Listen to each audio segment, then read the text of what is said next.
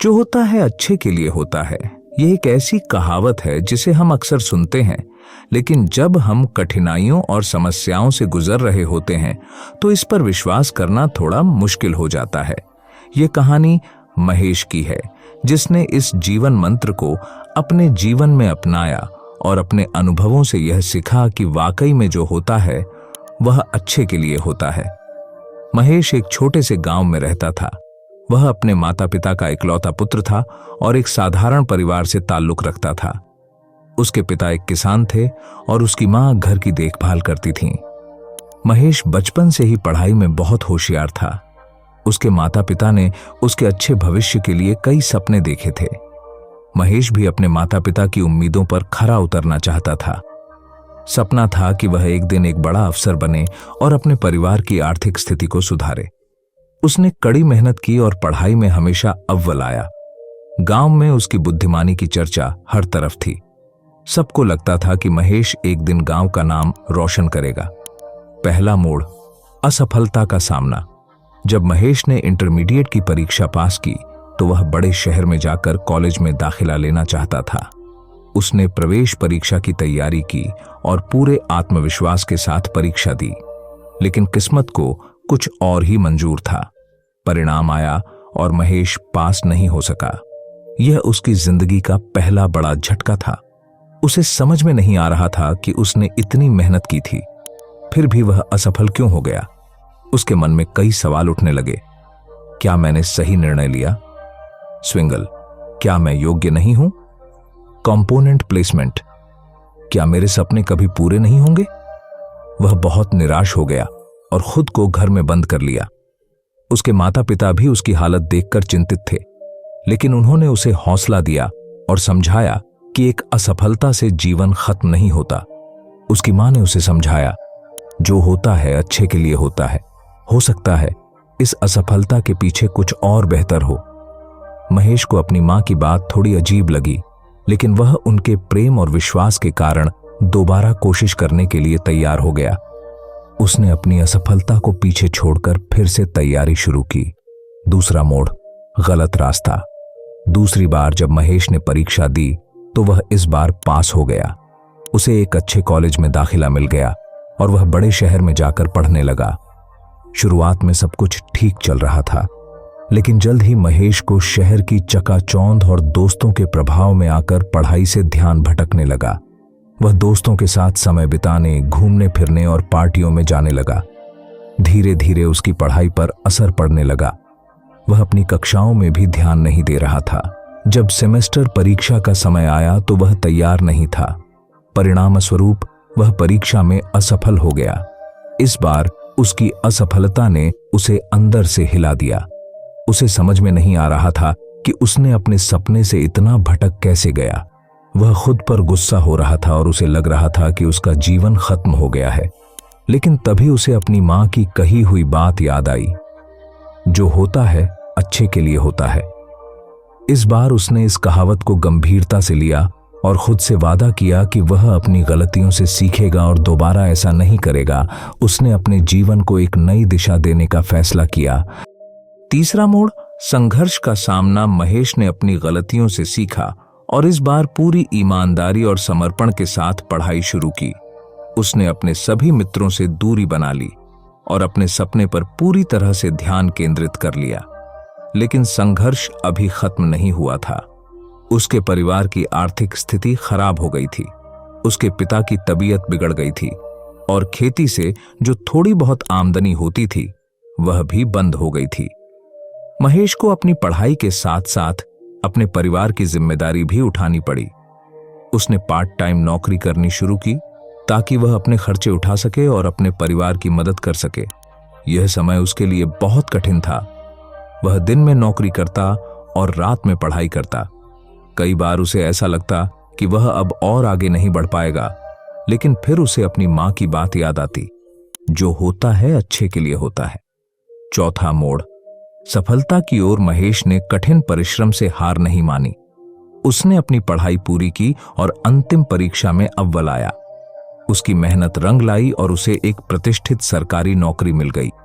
उसकी यह सफलता पूरे गांव के लिए गर्व का विषय थी। उसके माता पिता उसकी उपलब्धि से बहुत खुश थे।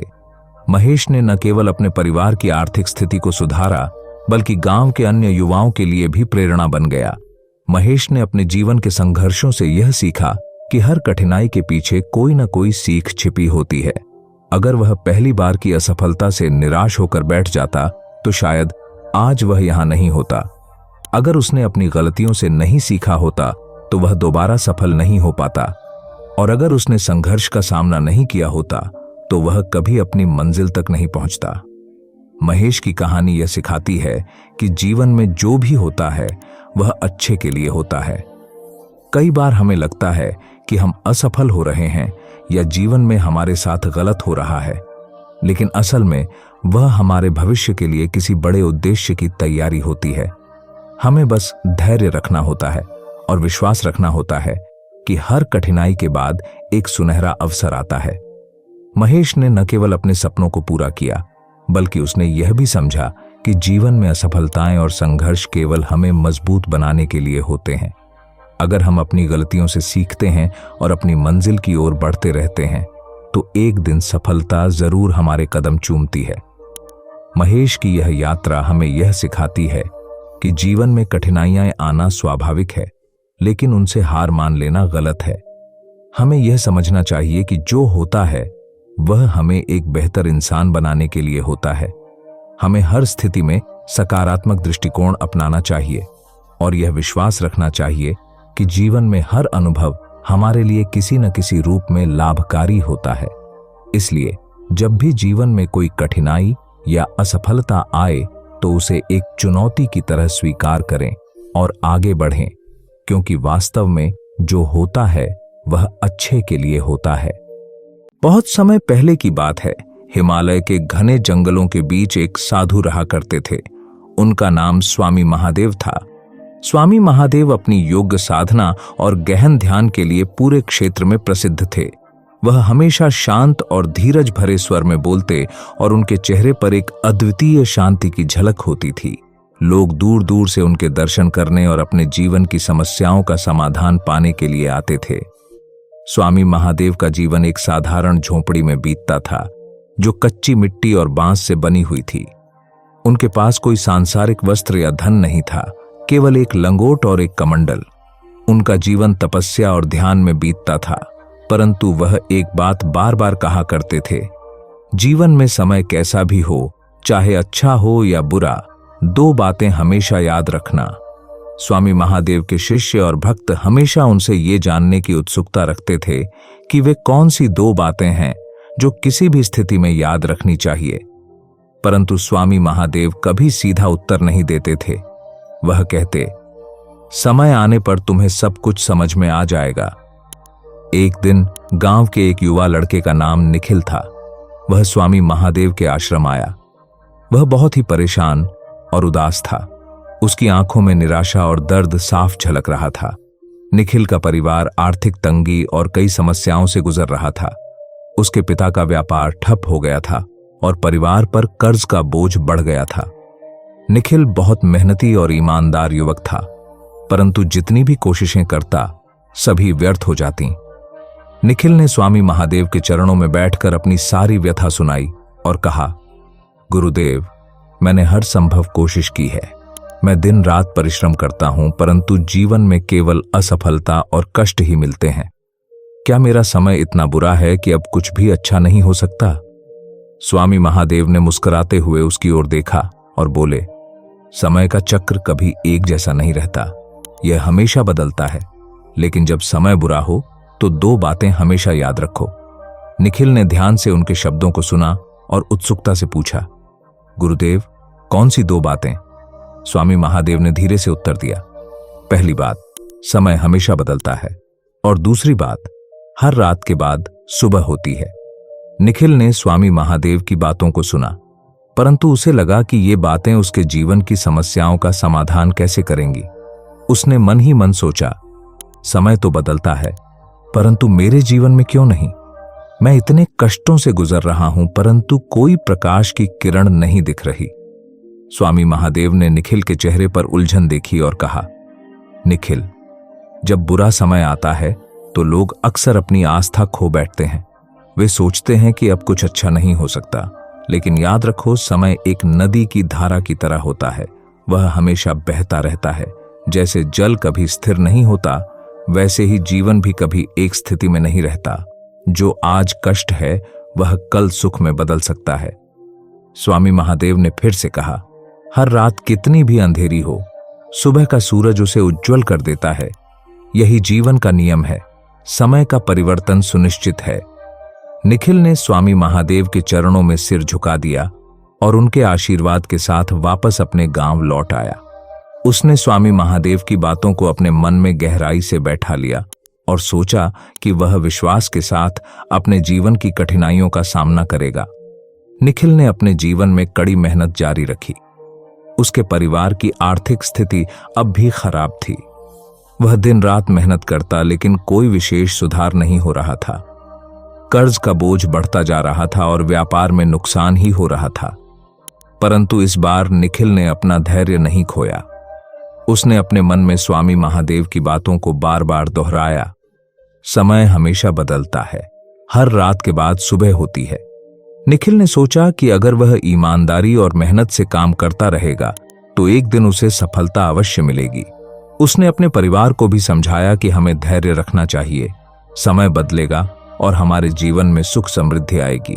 कुछ समय बाद एक दिन निखिल के गांव में एक व्यापारी आया जो नए व्यापारिक संबंधों की तलाश में था। उसने निखिल के बारे में सुना और उसकी मेहनत की प्रशंसा की। व्यापारी ने निखिल के साथ एक साझेदारी करने का प्रस्ताव रखा। निखिल ने बिना किसी संकोच के इस प्रस्ताव को स्वीकार कर लिया। उस साझेदारी के बाद निखिल का व्यापार धीरे धीरे बढ़ने लगा। मेहनत और ईमानदारी का फल मिलने लगा। परिवार की आर्थिक स्थिति सुधरने लगी और जो कर्ज का बोझ था वह भी धीरे धीरे कम हो गया। अब निखिल के जीवन में सुख और शांति का समय था। उसने कठिनाइयों का सामना धैर्य और विश्वास से किया था और अब वह सफलता की ओर अग्रसर था। कुछ समय बाद निखिल अपने बदले हुए जीवन के साथ स्वामी महादेव के पास पुनः आया। वह स्वामी महादेव के चरणों में झुककर बोला, गुरुदेव, आपकी दी गई 2 बातें मेरे जीवन की सबसे बड़ी सच्चाई बन गईं। आपने कहा था कि समय बदलता है और हर रात के बाद सुबह होती है। मैंने धैर्य और विश्वास रखा और आज मैं अपनी समस्याओं से बाहर आ गया हूं। आपने मेरी दृष्टि को बदल दिया। स्वामी महादेव मुस्कुराए और बोले, निखिल, यह सत्य केवल तुम्हारे लिए नहीं है, यह जीवन का नियम है। समय कभी एक जगह ठहरता नहीं है। जब बुरा समय आता है तो हमें विश्वास रखना चाहिए कि वह बदलेगा, और जब अच्छा समय हो तब भी हमें विनम्र और सतर्क रहना चाहिए, क्योंकि समय का चक्र निरंतर घूमता है। उन्होंने निखिल को समझाया कि जीवन में चाहे कोई भी स्थिति हो, हमें इन 2 बातों को कभी नहीं भूलना चाहिए। स्वामी महादेव की ये शिक्षाएं निखिल के जीवन का आधार बन गई। उसने अपने व्यापार में बड़ी सफलता हासिल की, परंतु कभी अभिमान नहीं किया।